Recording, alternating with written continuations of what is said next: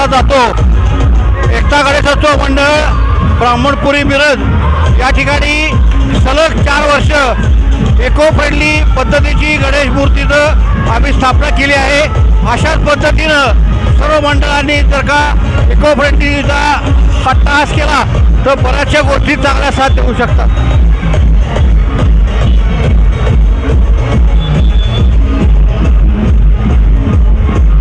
एकता गणेशोत्सव मंडळ ब्राह्मणपुरी मिरज यांनी गेली 4 इको फ्रेंडली मूर्तीची स्थापना करून पश्चिम महाराष्ट्रामध्ये एक नवीन पायंडा पाडला आहे।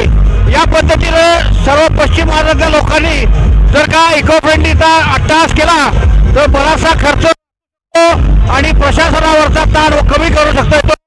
त्याच पद्धतीने पर्यावरण स्नेही आपण होऊ शकतो। धन्यवाद।